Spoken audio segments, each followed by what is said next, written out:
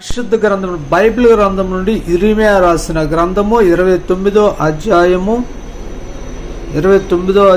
11వ వచనం అండి. నేను మిమ్మల్ని గూర్చి ఉద్దేశించిన సంగతులను నేనెరుగుదును, రాబోవు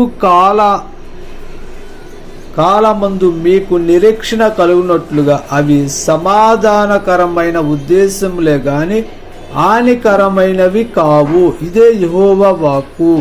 దేవుడి పరిశుద్ధ నామానికి మహిమ కలుగాక. మన ప్రణాళిక వేరు, మన ఆలోచన వేరు, మన పద్ధతి వేరండి. మన ప్రణాళిక మన ఆలోచనకి భిన్నంగా ఉంటుంది దేవుని యొక్క ఆలోచన, దేవుని యొక్క ప్రణాళిక. దేవుని యొక్క ఆలోచన ఏందో తెలుసా? నిన్ను అభివృద్ధి చేయటమే దేవుని యొక్క ఆలోచన. దేవుని యొక్క తలంపులు ఏందో తెలుసా? నిన్ను గొప్ప చేయటమే దేవుని యొక్క తలంపులు.